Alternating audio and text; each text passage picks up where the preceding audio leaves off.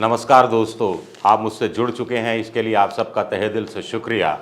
और मैं यानी विजय विद्रोही आपसे अगले 8-10 मिनट जुड़े रहने की कोशिश करूंगा। तो मेरे हाथ में आज का इंडियन एक्सप्रेस का अखबार का पहला पन्ना है और इस अखबार का पहले पन्ने में खबर है जो मोदी सरकार की पोल खोलती है। खबर ये है कि after refusing rice to Karnataka को गेहूं धान यानी चावल देने से इनकार करने के बाद FCI finds no taker in e auction.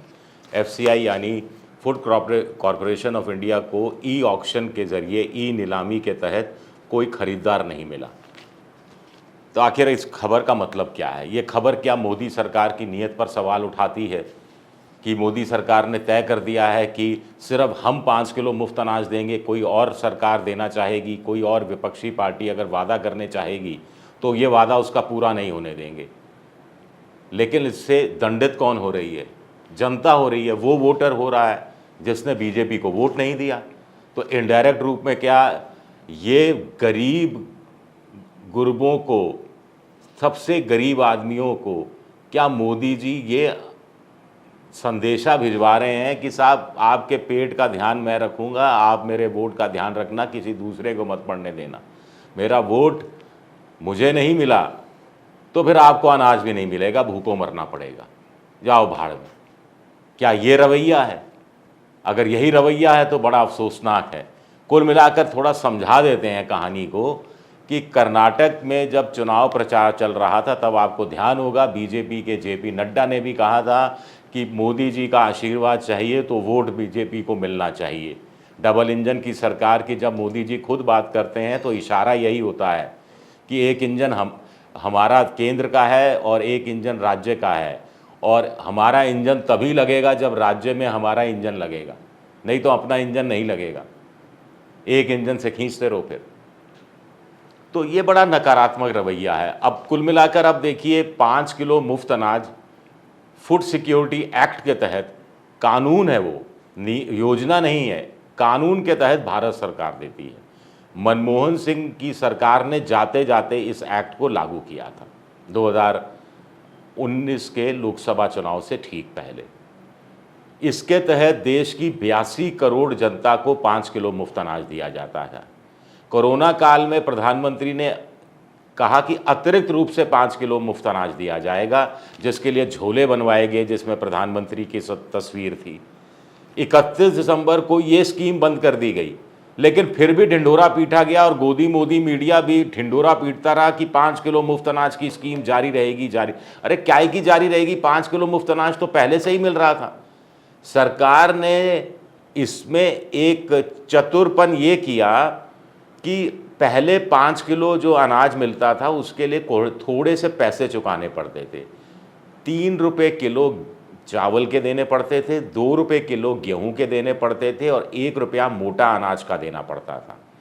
तो कुल मिलाकर 15 रुपये हो गए 5 किलो के हिसाब से चावल के महीने के, 10 रुपये हो गए गेहूं के और 5 रुपये हो गए बाजरा या मक्का या मोटा अनाज के। ये माफ़ कर दिए। इससे भारत सरकार पर कुल कितना अतिरिक्त भार पड़ा? 190 करोड़ 195 करोड़ के आसपास। इंडियन एक्सप्रेस ने ये खबर छापी थी विस्तार से और इस पे मैंने एक वीडियो भी बनाया था।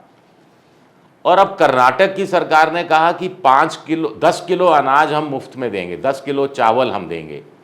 हालांकि कर्नाटक की सरकार से मतलब कांग्रेस ने कहा कि अगर हम सरकार में आए तो 10 किलो धान, 10 किलो चावल मुफ्त में मिलेगा। यह भी एक चालाकी बरती गई थी कांग्रेस की तरफ से।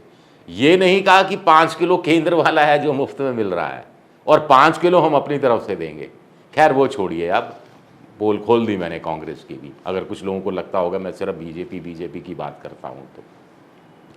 लेकिन पोल तो मोदी सरकार की भी एक ई ऑक्शन ने खोल दी। अब हुआ यह था कि कर्नाटक की कांग्रेस की सरकार ने कहा कि उनको 2 करोड़ 22 लाख मीट्रिक टन चावल चाहिए। एफसीआई को चिट्ठी लिखी, एफसीआई से 34 रुपये प्रति किलो यानी 3,400 रुपये प्रति टन के हिसाब से मिलता है। ई ऑक्शन में जाने की ज़रूरत नहीं पड़ती है और एफसीआई देता रहा है। एफसीआई ने कहा ठीक है दे देंगे। उसके 2 दिन बाद एफसीआई ने कहा कि नहीं देंगे, क्योंकि भारत सरकार ने नई पॉलिसी निकाल दी है और कहा है कि देश के अंदर गेहूं और चावल के दाम ना बढ़ जाएं, और अगर दाम बढ़ गए तो एफसीआई को, फूड कॉरपोरेशन ऑफ इंडिया को चावल और गेहूं रिलीज करना पड़ेगा मार्केट के अंदर बाजार भाव कम करने के लिए। तो इस आशंका के कारण हम किसी भी राज्य को सब्सिडाइज रेट पर चावल गेहूं नहीं देंगे। मान लिया, आपका तर्क मान लिया। लेकिन अब ई ऑक्शन से क्या हुआ? ई ऑक्शन के जरिए भारत सरकार ने कहा कि 3,86,000 मेट्रिक टन चावल, 3,86,000 मेट्रिक टन चावल ई ऑक्शन किया जाएगा। 19 राज्य और यूनियन टेरिटरी के गैर सरकारी व्यापारी, सरकार नहीं खरीद पाएगी, गैर सरकारी लोग खरीद पाएंगे। अगर चावल के दाम बढ़ रहे होते, मारामारी हो रही होती, होर्डिंग के लिए भी कुछ लोग खरीदते, कुछ लोग दूसरे तरीके से खरीदते, इन्फ्लेशन कम करने के लिए खरीदते, लेकिन ऐसा तो कुछ हुआ नहीं। क्योंकि बिका कितना चावल? 170 मेट्रिक टन, सिर्फ 170 मेट्रिक टन। और यहां पर भी सबसे ज़्यादा 1.5 लाख मेट्रिक टन पंजाब के लिए रखा गया, 49,000 मेट्रिक टन कर्नाटक, तमिलनाडु के लिए, और कर्नाटक के लिए 33,000 मेट्रिक टन रखा गया, जिसमें से कर्नाटक में सिर्फ 40 मेट्रिक टन बिका। तो ये क्या कहानी कहती है? आगे सुनिए आप, थोड़ा सा और विस्तार से मैं बताता हूं आपको, ताकि कहानी साफ हो जाएगी। तो कुल मिलाकर इसका पॉलिटिकल निचोड़ तो यही निकला है कि मोदी सरकार नहीं चाहती कि कोई और गैर बीजेपी सरकार इस तरह का वादा कर ले, इस तरह का वादा करके सत्ता में आ जाए और फिर एफसीआई से सस्ते दाम पर अनाज लेती फिरे। इसीलिए ये परंपरा सी बन जाएगी, इसीलिए सिर्फ हम देंगे और कोई नहीं देगा, हम देंगे सिर्फ, जैसे कि आप अपनी जेब से दे रहे हैं। वो जो फूड सिक्योरिटी एक्ट है, एफएसए है, एफएसए के तहत दे रहे हैं, national food security act, NFSA के तहत दे रहे हैं आप। और इसमें देखिए, अगर इतनी मारामारी होती या बाजार में दाम इस कदर बढ़ने की आशंका होती, तो हिमाचल प्रदेश, अरुणाचल प्रदेश, तमिलनाडु, पंजाब, बिहार, जम्मू कश्मीर, आंध्र प्रदेश, उड़ीसा, नागालैंड, दिल्ली, केरल, उत्तर प्रदेश, वेस्ट बंगाल, झारखंड, उत्तराखंड, राजस्थान, यहाँ चावल खरीदा ही नहीं लोगों ने। 1 किलो, 1 ग्राम चावल नहीं खरीदा ई ऑक्शन से। और बाजार में दाम कितने बढ़े हैं पिछले 1 साल में, जिस पर सरकार कंट्रोल नहीं कर पाई है? वो देखिए आप। 8 जुलाई को रिटेल में चावल का दाम था 40 रुपये 15 पैसे प्रति किलो, और पिछले साल 8 जुलाई को चावल का दाम था रिटेल में 36 रुपये 52 पैसे प्रति किलो, यानी 9.94%, 10% ज़्यादा रेट बढ़ गए हैं 1 साल के अंदर। All India daily average wholesale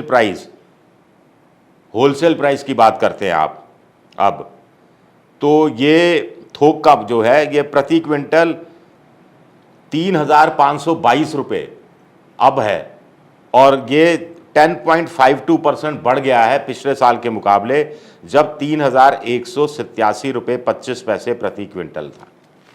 और एक और मज़ेदार बात देखिए, कर्नाटक की सरकार तो 3,400 रुपये प्रति क्विंटल के हिसाब से एफसीआई से चावल खरीद रही थी, और ई ऑक्शन में चावल कितना बेचा है, क्या रेट पे सरकार ने बेचा है?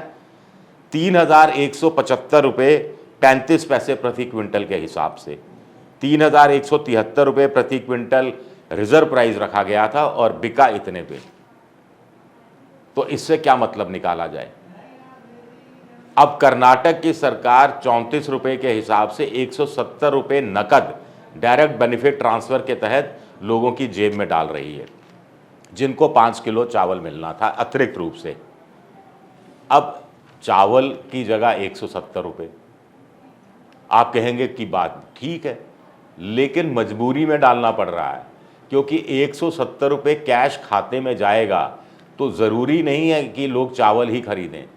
हो सकता है घर का जो मालिक हो वो शराब पीता हो और जबरन वो पैसा निकाल कर शराब पी जाए, अरक देसी शराब पी जाए, कुछ और चीज़ें खरीद ली जाएं, बीड़ी सिगरेट पर पैसा खर्च कर दिया जाए। तो इन सब चीज़ों का भी ध्यान क्या भारत सरकार ने रखना छोड़ दिया है?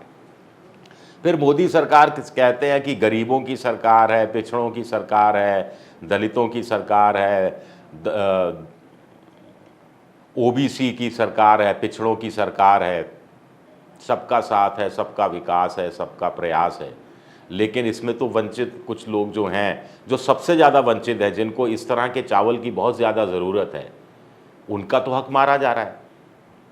चलिए शुक्रिया, मेरा ये वीडियो देखने के लिए बहुत बहुत शुक्रिया।